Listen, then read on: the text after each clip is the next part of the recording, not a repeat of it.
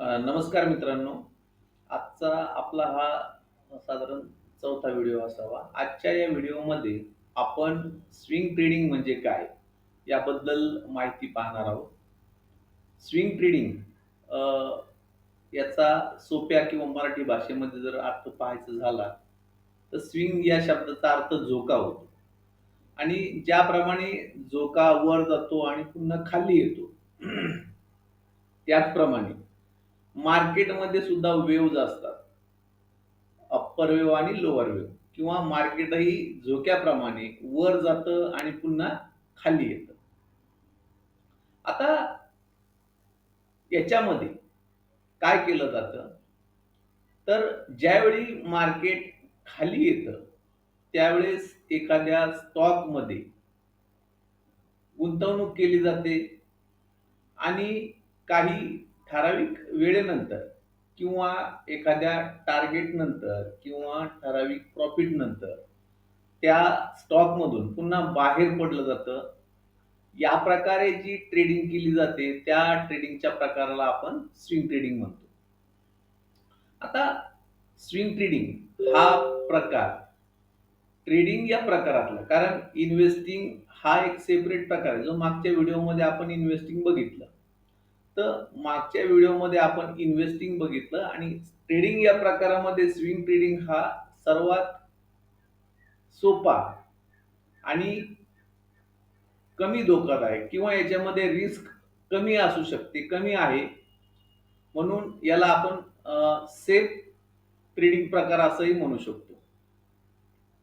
किंवा ट्रेडिंग या प्रकारामध्ये उतरण्यासाठी तुम्ही स्विंग ट्रेडिंग या प्रकारापासून जर सुरुवात केली, तर मला वाटतं ते सर्वात चांगला पर्याय असू शकतो. कारण स्विंग ट्रेडिंग जर तुम्ही सुरुवात केली, तर तुम्हाला एनालिसिस कसं करायचं, त्याच्यानंतर स्टॉकमध्ये होल्ड कसं राहायचं, आपलं टार्गेट कसं काढायचं, टार्गेटमध्ये टार्गेट घेऊन बाहेर कसं पडायचं, या सगळ्या गोष्टी, माइंडसेट, त्यानंतर तुमचं मनी मॅनेजमेंट, या सगळ्या गोष्टी तुम्हाला स्विंग ट्रेडिंग या प्रकारामध्ये शिकायला मिळतात. आता स्विंग ट्रेडिंग याच्यामध्ये तुम्हाला 3 वेगवेगळे प्रकार पडतात. तसं काही त्याच्यामध्ये असं त्याचं पुस्तक किंवा काही नियम वगैरे काही नाहीये. परंतु मी ज्या प्रकारे करतो किंवा ज्या प्रकारे मी शिकवतो, तर त्या प्रकारामध्ये तुम्हाला 3 प्रकारे स्विंग ट्रेडिंग करता येते. त्यातील पहिला जो प्रकार आहे, त्याला आपण डे स्विंग ट्रेडिंग असं म्हणतो. म्हणजे डे स्विंग ट्रेडिंग म्हणजे काय? आता जे लोकं मार्केटमध्ये उतरलेले आहेत तुमच्यापैकी, तर तुम्हाला बऱ्यापैकी माहीत आहे, की मार्केटमध्ये अ, जे स्विंग ट्रेडिंग केलं जातं किंवा जे एनालिसिस केलं जातं, ते चार्टच्या आधारे केलं जातं. आणि हा जो चार्ट असतो, या चार्टवरती ज्या कॅन्डल असतात, त्या वेगवेगळ्या टाईम फ्रेमच्या असतात. वेगवेगळ्या टाईम फ्रेमच्या असतात म्हणजे काय? की अगदी 1 मिनिटापासून तर साधारण 1 महिन्यापर्यंतच्या वेगवेगळ्या कॅन्डल बनलेल्या असतात. तर त्याच टाईम फ्रेममध्ये डे टाईम फ्रेमची जी कॅन्डल असते, म्हणजे पूर्ण एका दिवसामध्ये जो काही व्यवहार झाला, त्या डे टाईम फ्रेमच्या कॅन्डलच्या आधारे एनालिसिस करून जे ट्रेड घेतले जातात किंवा स्विंग ट्रेडिंग केली जाते, त्याला डे स्विंग ट्रेडिंग असं आपण काय म्हणतो, म्हणत असतो. आता याच्यामध्ये बघा, ज्याप्रमाणे मी तुम्हाला सांगितलंय, की 3 प्रकार आहेत. 3 प्रकार कोणते आहेत? तर एक डे स्विंग ट्रेडिंग, एक दुसरा आहे वीक म्हणजे आठवड्याच्या कॅन्डलवरती केलं जाणारं स्विंग ट्रेडिंग आणि तिसरं आहे मंथ स्विंग ट्रेडिंग किंवा मंथली कॅन्डलच्या आधारे केलं जाणारं स्विंग ट्रेडिंग. आता याच्यामध्ये असं आहे, की जेवढा तुमचा टाईम फ्रेम मोठा, तेवढं तुमचं होल्डिंगचं ड्युरेशनही मोठं असेल, म्हणजे तुम्हाला तो स्टॉक तेवढा दिवस जास्त होल्ड करून ठेवायला लागेल आणि त्याबरोबर त्याच्यामधून मिळणारं रिटर्नही तेवढं जास्त असणार. आता जो आपण पहिला प्रकार शिकतोय किंवा पाहतोय, तर day swing trading. Day swing ट्रेडिंगमध्ये तुम्हाला मी सांगितलंय, की एका दिवसाच्या कॅन्डलच्या आधारे किंवा एक डे, 1 डे टाईम फ्रेमच्या कॅन्डलच्या चार्टवरती जे अनालिसिस करतो त्याला आपण डे स्विंग ट्रेडिंग असं म्हणतो. आता याच्यामध्ये ज्यावेळेस तुम्ही ट्रेड घेता, तर तो ट्रेड तुम्हाला कमीत कमी 1 आठवडा ते 2 आठवडा होल्ड करावा लागतो. आता असं नाहीये बिलकुल, की आपण जनरली आपलं एक टार्गेट पकडलेलं आहे, की हां, एखादा स्टॉक समजा आपण आज विकत घेतला आणि आपलं आपलं तो 2 आठवडे होल्ड करायलाच पाहिजे, असं काही नाहीये. कधी-कधी असंही होतं, की 3 किंवा 4 दिवसामध्ये तो स्टॉक आपल्या टार्गेटला जात असतो. मग अशा वेळी आपल्याला काय करायचं असतं, आपल्या टार्गेटला स्टॉक गेला, की तिथून आपल्याला बाहेर पडायचं असतं. परंतु आपण मॅक्सिमम टाईम किती दिवस मध्ये आपण ते अचीव्ह करू शकतो, तर ते 1 ते 2 आठवड्यामध्ये आपण ते टार्गेट काय करू शकतो, अचीव्ह करू शकतो. आता याच्यामध्ये अपेक्षित रिटर्न किती? आता ज्यावेळेस मार्केटमध्ये किंवा एखाद्या स्टॉकमध्ये उतरतो, तर ते आपण टार्गेट 2 प्रकारे काढतो. एक तर ते ॲक्चुअल टार्गेट म्हणजे प्राईसमध्ये. प्राईसमध्ये म्हणजे काय? समजा एखादा स्टॉक ₹200 ला आहे किंवा ₹250 ला आहे आणि मी जर समजा म्हटलं, की 2% ₹100 च्या 2% म्हणजे ₹102 आणि ₹200 च्या 2% म्हणजे ₹204 किंवा ₹500 च्या 2% म्हणजे ₹510. तर या पर्सेंटेजमध्ये मी माझं टार्गेट ठेवू शकतो किंवा टेक्निकल एनालिसिसच्या आधारे मी त्या स्टॉकवरती स्टॉक किती वरती जाऊ शकतो याचं जे अनालिसिस करतो त्या आधारे म्हणजे 2 प्रकारे आपण काय करू शकतो त्याला अॅनलाईज करू शकतो, की हा जो मी स्टॉक घेतलेला आहे, हा स्टॉक मी किती रुपयापर्यंत विकायचा आहे. स्विंग ट्रेडिंगमध्ये जसं मी तुम्हाला सांगितलंय, की आपण आपलं टार्गेट 1 ते 2 आठवड्यामध्ये अचीव्ह करू शकतो आणि त्याबरोबर याच्यामध्ये जे काही रिटर्न आहे ते मिनिमम तुम्हाला 2% आणि मॅक्सिमम 5% पर्यंत रिटर्न मिळू शकतात. म्हणजे कमीत कमी किती 2% आणि मॅक्सिमम किती तर 5%. आता असं नाहीये की 5% मॅक्सिमम मिळतील. कधी-कधी तुम्हाला अगदी 8-15 दिवसात 10% रिटर्न मिळतात. त्यामुळं त्याचं असं काही गणित नाहीये. परंतु आपण एक क्रायटेरिया किंवा एक थोडंसं त्याच्यामध्ये ध्येय ठेवलं किंवा अंदाज ठेवला, तर आपल्या लक्षात येतं, की हा जो रेशो आहे 2 ते 5% चा, तो मोस्टली अचीव्ह होतो. म्हणून याच्यामध्ये आपण काय केलं, 2 ते 5% हा काय केला आपण टार्गेट रेशो ठेवलेला आहे, डे टाईम फ्रेममध्ये.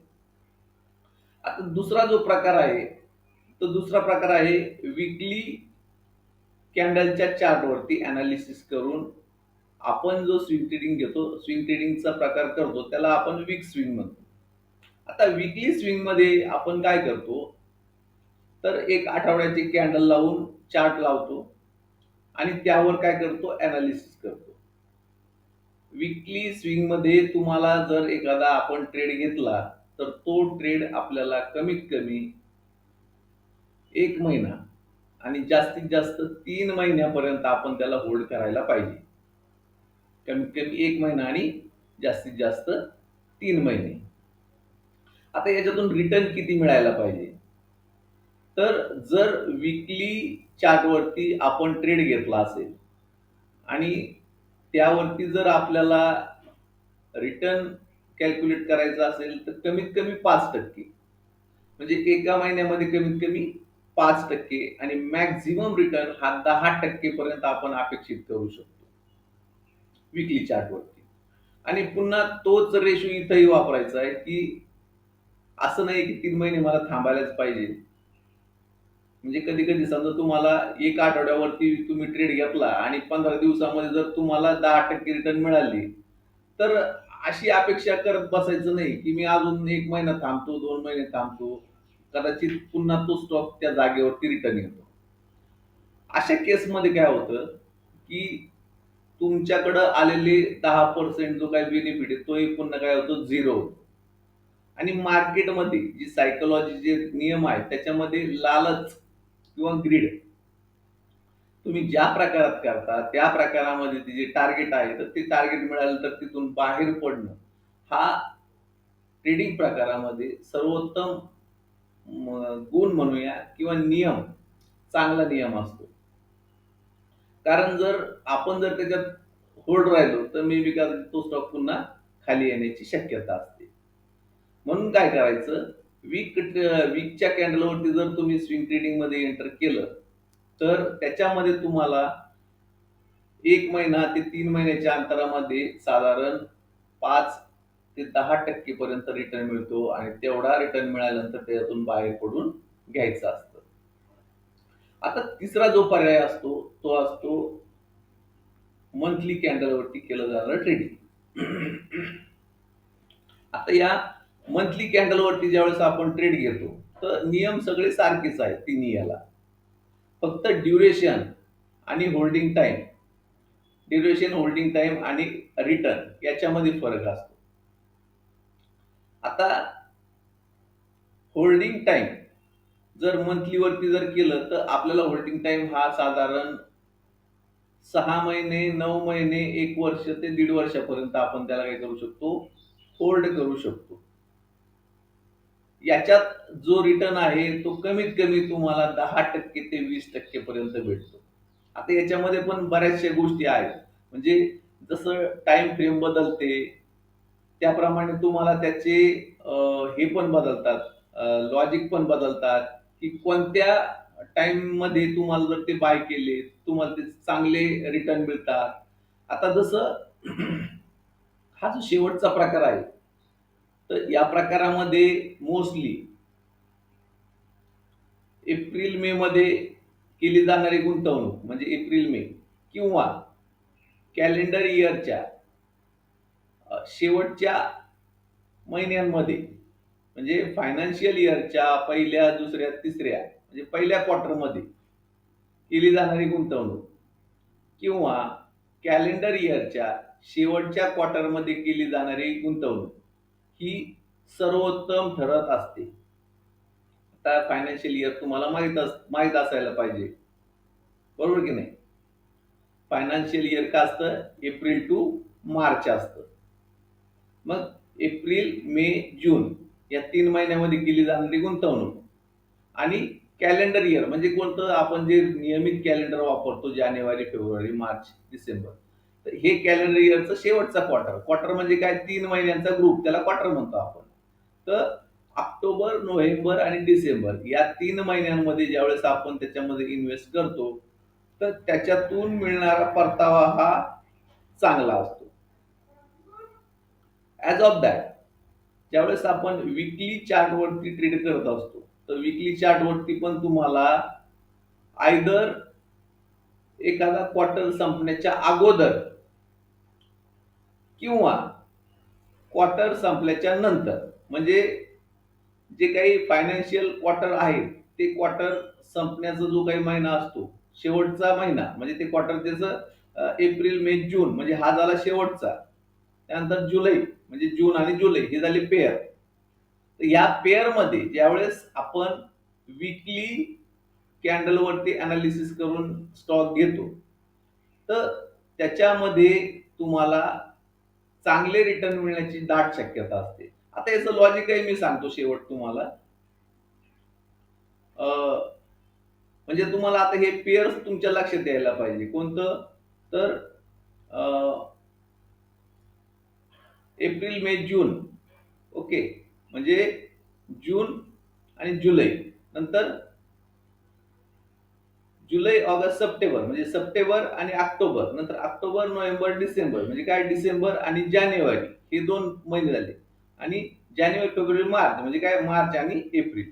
तर क्वार्टर मधला शेवटचा आणि पहिला महिना असे पेअर मध्ये जर तुम्ही त्याच्यामध्ये विकली जर त्याच्यामध्ये अनालिसिस करत गेले तर त्याच्यामध्ये तुम्हाला रिटर्न जे काही मिळतात ते चांगले मिळण्याची दाट शक्यता असते. आता याच्यामध्ये एक गोष्ट नमूद का करतो मी, कारण हे जे क्वार्टर असतात त्या क्वार्टरमध्ये क्वार्टरली रिझल्ट म्हणजे जे कंपन्या असतात त्यांचे 3 महिन्यामध्ये त्यांनी काय कामगिरी केली, त्यांचा विक्री किती झाली, नफा किती झाला, याची सगळी माहिती दर क्वार्टरला मिळत असते. आणि क्वार्टर सुरू होण्यापूर्वी किंवा एखादा क्वार्टर संपण्यापूर्वी त्या कंपनीमध्ये त्याचा परफॉर्मन्स चांगला आहे किंवा वाईट आहे, हे याची जी माहिती आहे ती आपल्यापेक्षा अगोदर जे मोठे प्लेयर्स असतात. आता हा शब्द येतो तुमच्या पुढे काय मोठे प्लेयर्स. त्याला एफ-आय-आय, डी-आय-आय किंवा म्युच्युअल फंडा, इन्शुरन्स कंपन्या, बँका यांना आपण मोठे प्लेयर म्हणतो. आता याच्याबद्दल तुम्हाला सविस्तर माहिती दिली, की त्याला बिग फिश म्हणतात किंवा आपण वेगवेगळे नावं आहेत त्याला. तर ते वेगवेगळे नावं तुम्हाला त्याच्यामधून समजून मी सांगतो, की कशाप्रकारे तुम्हाला अ, हे जे लोकं आहेत, हे लोकं कशाप्रकारे अॅनलाईज करतात. यांना आपल्या अगोदरच कंपनीच्या फायनान्शियलची माहिती असते आणि क्वार्टर संपण्यापूर्वी हे लोकं काय करतात, अशा स्टॉकमध्ये इन्व्हेस्ट करतात, की ज्या कंपनीचा रिझल्ट चांगला लागणार आहे. सेम मंथलीमध्ये पण तेच जसं मी सांगितलं. सेम कंडिशन तुम्हाला कॅलेंडर इयरच्या शेवटचा क्वार्टर आणि फायनान्शियल इयरचा शेवटचा क्वार्टर. हे जसं मंथलीमध्ये वर्क करतं, सेम तुम्हाला तसं वर्क होणार ते अ, जे तुम्हाला पेअर सांगितले मी क्वार्टरच्या, तर सेम त्याप्रमाणे पण ते काय होतं, वर्क होत असतं. मग अशा वेळी काय करायचं, आपण जे मोठे प्लेयर्स आहेत, त्या मोठ्या प्लेयर्सला फॉलो करून आपण याच्यातून चांगल्या प्रकारचे स्विंग ट्रेड फाइंड आउट करू शकतो, शोधू शकतो आणि त्याच्यातून नफा कमवू शकतो. आता या लोकांना फॉलो का करायचं असतं बघा, कारण रिटेल ट्रेडर हे मार्केटला मूव्ह करू शकत नाही, म्हणजे काय हलवू शकत नाही. म्हणजे समजा एखादी मोठा ट्रक आहे. त्या ट्रकला 10-12 लोकं किंवा तुमच्या माझ्यासारखे 1-2 लोकं मिळून आपण त्याला हलवू शकत नाही. परंतु हेच जर एखादा हत्ती आला, तो हत्ती त्या ट्रकलाही काय करू शकतो, उलटवू शकतो. मग हे लोकं ज्या दिशेला जाणार आहेत, त्या दिशेला म्हणजे वारं ज्या दिशेला वाहतंय, त्या दिशेला आपण त्याच्यामध्ये एंटर करायचं. हे लोकं एंटर करताना काही इंडिकेशन सोडतात. ते इंडिकेशन तुम्हाला मी हळू-हळू समजावून सांगेल, की हे या प्रकारचे इंडिकेशन असतात. या इंडिकेशननुसार आपण काय करू शकतो, त्याला ओळखू शकतो आणि मग अशा वेळी त्याच्यामध्ये एंटर करायचं आणि हे लोकं बाहेर पडण्यापूर्वी आपण बाहेर पडून घ्यायचं. म्हणून आपण जे नियम ठेवले, की मी जर डेमध्ये ट्रेड करतोय, तर डेमध्ये मला 2 ते 5% वीकमध्ये करतोय, तर 5 ते 10% मंथमध्ये करतोय, तर मला 10 ते 20% एवढा रिटर्न मिळायला पाहिजे. कधी-कधी जास्तही मिळतात. कारण ते हळू-हळू ते सरावाचा भाग आहे, की त्याच्यात पोटेन्शियल किती, स्ट्रेंथ किती या गोष्टी समजून ओळखून तुम्हाला त्याच्यामध्ये काही गोष्टी समजतात, की कशाप्रकारे आपण त्याच्यातून मॅक्सिमम रिटर्न काढू शकतो. ठीक आहे. तर हे झाले 2 प्रकार. तर वीकली आणि मंथली या प्रकारामध्ये काय होतं, तर कंपन्यांच्या जे काही फायनान्शियल अपडेट्स असतात, तर त्या इम्पॅक्ट करतात. वीकली आणि मंथलीच्या ज्या काही कॅन्डल्स असतात, तर त्याच्यावरती त्या इम्पॅक्ट करतात. आता डे या स्विंग प्रकारामध्ये काय होतं, तर डे या स्विंग प्रकारामध्ये अगदी छोट्या न्यूज इम्पॅक्ट करत असतात. म्हणजे समजा एखादा स्टॉक आहे, त्याला एखाद्या कंपनीला ऑर्डर मिळाली. आता ऑर्डर मिळाली, मग ती खरोखर मिळाली की फक्त न्यूज आहे, हे आपल्याला माहीत नसतं. बरोबर? तर डे स्विंग प्रकारामध्ये आपण ड्युरेशन आणि टायमिंग कमी ठेवण्याचं कारण काय आहे? तर डे स्विंग प्रकार हा मोस्टली तुम्हाला न्यूज अफेक्टेड असतो. एखाद्या कंपनीमध्ये न्यूज येणं आणि या कारणामुळं त्याच्यामध्ये स्विंग येणं. तर या प्रकारांमुळे काय होतं त्याच्यामध्ये तुम्हाला हा चढ-उतार पाहायला मिळतो. आणि याच्यामध्ये अजून जो समजा काही लोकं थोडीफार माहिती असेल, त्यांना माहीत असेल, की शॉर्ट कव्हरिंग या प्रकारामुळे हा तुम्हाला जो काही 2 ते 5% चा जो काही स्विंग आहे, तो तुम्हाला घ्यायला मिळू शकतो. तर हे 3 प्रकार आहेत. डे मध्ये, वीक मध्ये आणि मंथ मध्ये तुम्हाला अनालिसिस करून स्विंग ट्रेडिंग करता येते. त्यापेक्षाही जास्त मिळू शकतो. आता मागचा जो काही आमचा मागच्या वर्षीचा परफॉर्मन्स होता तो चांगला होता. या वर्षी जे स्टॉक टाकले ते साधारण 2 ते 3 महिने झाले असतील. 3 महिन्यामध्ये अल्मोस्ट 10% च्या आसपास आहेत. म्हणजे 3 महिन्यामध्ये 10% रिटर्न त्यांनी दिलेत. म्हणजे मार्केट खाली येत असतानाही स्टॉक तेवढ्या प्रमाणात खाली गेलेले नाहीये. तर ते स्टेबल आहेत. आयदर 5-10% च्या आसपास त्यांनी रिटर्न दिलेला आहे. पण त्यासाठी तुम्हाला क्वालिटी स्टॉक शोधणं गरजेचं. स्विंगसाठी काय असतं बघा, स्विंगसाठी तुम्हाला फक्त फंडामेंटल समजून चालत नाही. तर फंडामेंटल प्लस टेक्निकल या दोनही गोष्टींची जोड लागते. परंतु हा प्रकार सेफ आहे, सुरक्षित आहे. याच्यामध्ये तुम्हाला लॉस होण्याचे चान्सेस कमी असतात. अडचण फक्त एक असते, की स्विंग ट्रेडिंग प्रकारामध्ये तुम्हाला भांडवल थोडंफार जास्त लागतं. कारण याच्यामध्ये कॅशमध्ये आपण स्टॉक घेत असतो आणि हे स्टॉक तुम्हाला होल्ड करून ठेवायचे असतात. म्हणून भांडवल हा प्रकार थोडासा जास्त लागतो. परंतु ज्या लोकांकडे भांडवल जर असेल, अशा लोकांनी स्विंग ट्रेडिंग जर केलं, तर ते सेफ आणि प्रॉफिटेबल असतं. किंवा जे लोकं जॉब करतायत, सॅलरीड आहेत, अशा लोकांना वेळ नाहीये, तर या लोकांनी स्विंग ट्रेडिंग हा ट्रेडिंगचा प्रकार जर अवलंबला किंवा हा ट्रेडिंगचा प्रकार जर त्यांनी घेतला, तर त्यांच्यासाठी मात्र हे खूप चांगला प्रकार आहे.